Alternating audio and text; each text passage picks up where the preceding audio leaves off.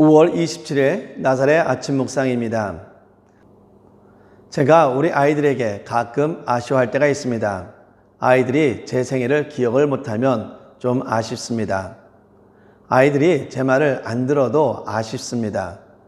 그런데 이런 것보다 가장 아쉬울 때는 아이들이 제 마음을 이해하지 못할 때입니다. 가끔 아이들에게 아빠 마음을 이런 마음이야 라고 설명을 해주면 대체로 이해하는데 정말 가끔 아빠의 마음을 이해하지 못할 때도 있습니다. 사랑하는 나사렛 성도 여러분, 여러분은 하나님의 마음을 이해하십니까?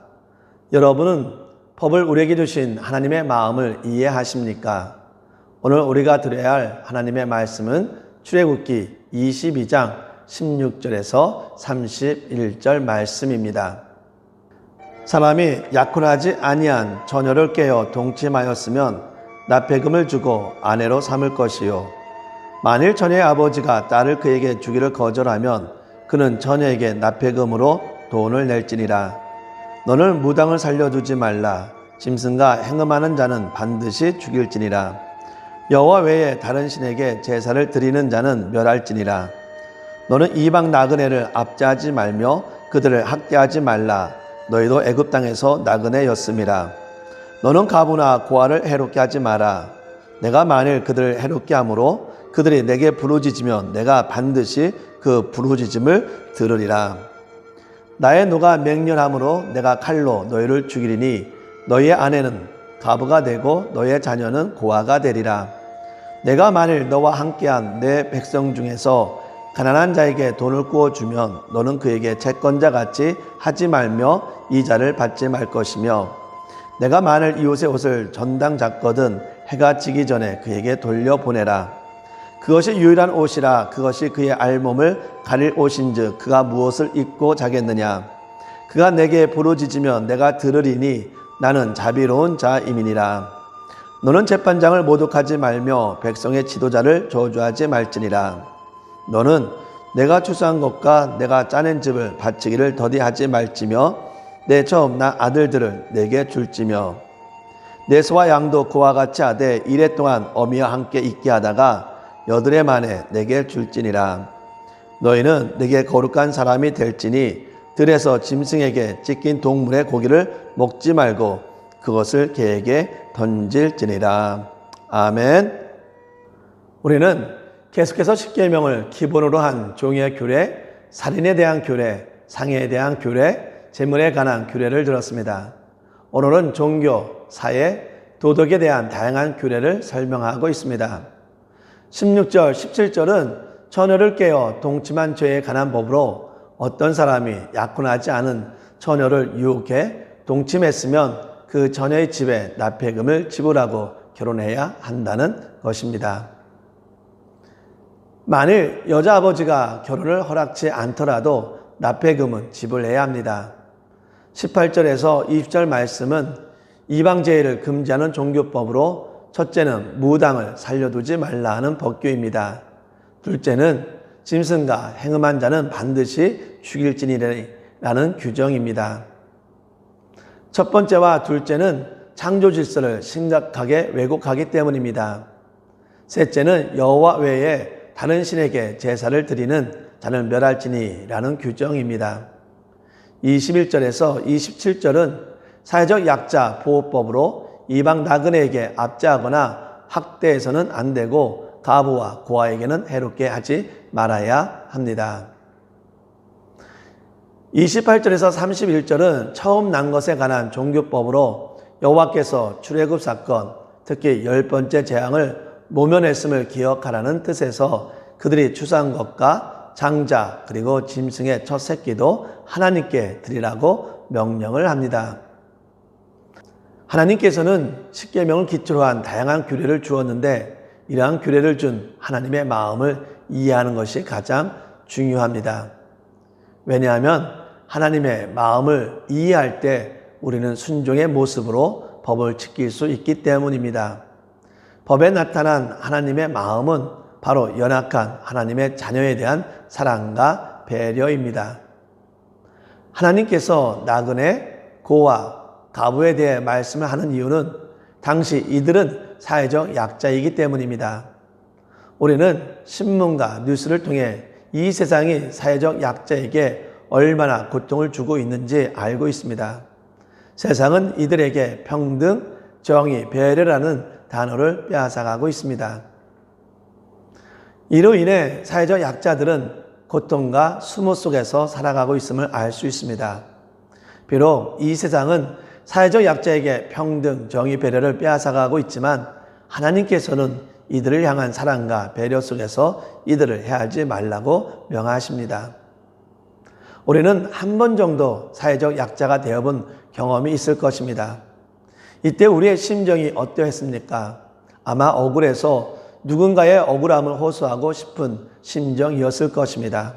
아마 이 억울한 심정을 가지고 하나님께 기도했을 것입니다. 하나님께서 말씀하시기를 약자를 괴롭힘으로 인해 약한 자가 부르짖으면 하나님께서는 이들에게 응답하시겠다고 경고하십니다. 약자를 향한 하나님의 마음은 시대를 초월하십니다. 지금 우리가 살고 있는 이 시대에 하나님의 마음을 기억했으면 합니다. 하나님의 마음을 우리 마음에 간직하며 약자를 사랑하고 배려하고 위로하며 살아가기를 바랍니다. 오늘 말씀을 보면 돈을 빌려줄 때 옷을 전당 잡았으면 돈을 갚지 못하더라도 해가 지기 전에 돌려주라고 명령하십니다. 가난한 자들에게 겉옷은 밤에 추위를 막는 이불로 쓰였습니다. 가난한 자의 유일한 옷을 돌려주지 않으면 추워서 잠을 잘 수가 없습니다. 따라서 이들을 향한 배려로 옷을 하루가 지나기 전에 되돌려 주어야 합니다.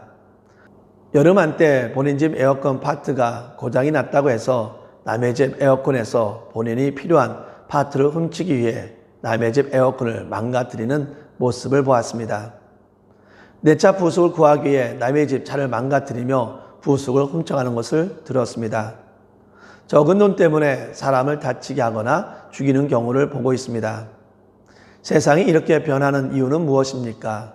바로 사랑과 배려를 잃어버리고 있기 때문입니다. 또한 약자에 대한 사랑은 결코 교만이 되어서는 안 됩니다. 저는 약자를 도와준다 하면서 자신들의 힘과 부를 자랑하는 모습을 보았습니다. 약자를 도와준다면서 사랑이 아닌데 사랑인 것처럼 보여주면서 행하는 자를 보았습니다. 많은 사람들이 약한 자를 도와준다면서 이것을 오히려 자신들의 나타내기 위한 방편으로 사용합니다. 사랑이 아닌 사랑을 과장한 교만은 연약한 자들을 더 아프게 합니다. 수치스럽게 하고 더 나아가서 악한 마음을 품게 만듭니다. 예수님은 세상에서 가장 약하고 가난한 자를 사랑했고 이들을 친구로 삼아 주셨습니다. 그러면서 예수님께서 말씀하시기를 약한 자에게 대한 모습이 나에게 한 것이고 그들에게 하지 않은 것이 당신께 하지 않은 것이라고 말씀하셨습니다. 예수님이 당시 예수님의 제자들에게 원했던 모습은 어떤 모습이었습니까? 예수님이 지금 우리에게 원하는 모습은 어떤 모습일까 생각해 봅시다. 주님을 향한 우리의 사랑은 가난하고 약한 자들에 대한 배려와 돌봄으로 나타나야 합니다.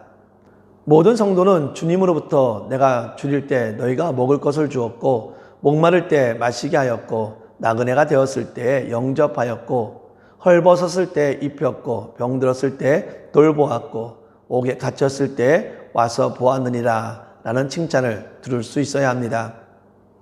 이러한 칭찬을 듣기 위해서 법을 주신 하나님의 마음을 이해하며 사랑과 배려와 위로의 삶을 살기를 바랍니다. 사랑하는 나사렛 성도 여러분, 먼저 나의 도움이 필요한 이웃은 누구인가 생각해 봅시다. 나의 도움이 필요한 이웃에게 어떻게 하나님의 사랑을 보여줄 수 있을까 생각해 봅시다. 사랑을 가장한 교만은 안 됩니다. 비록 내가 물질적으로 도움을 주지 못한다 하더라도 기도하며 하나님의 말씀으로 위로합시다. 왜냐하면 하나님은 약한 자를 위한 부르짖음에 응답하기 때문입니다. 기도하겠습니다. 사랑과 공평과 정의 하나님을 예배하며 경배합니다. 오늘도 우리에게 귀한 말씀을 허락하시며 하나님의 자녀들이 하나님의 마음을 볼 수 있도록 허락하여 주셨음에 감사를 드립니다. 하나님의 마음이 연약하고 가난한 자들에게 향하고 있음을 알았으니 하나님의 자녀들이 하나님의 마음을 품고 이 세상을 살아가게 하여 주시옵소서. 약한 자에게 따뜻한 말 한마디로 위로하게 하여 주시옵소서. 배려를 통해 용기와 희망을 줄 수 있게 하여 주시고 꼭 마음뿐만이 아니라 물질적인 도움도 줄 수 있도록 인도하여 주시옵소서. 약한 자의 부르짖음에 응답하신다고 하셨으니 약한 자를 위한 기도에 응답하여 주시옵소서. 우리 가운데 아프고 힘들고 절망 가운데 있는 자 있습니까? 원치 않는 가운데 시험에 든 자 있습니까? 혹시 육체적인 고통을 당하고 있는 사람이 있습니까? 이들이 부르짖을 때에 우리가 같은 마음으로 부르짖을 때에 응답하여 주시옵소서. 오늘 하루도 하나님의 영광을 위해 살아가게 하여 주시옵소서. 예수님의 이름으로 기도합니다. 아멘.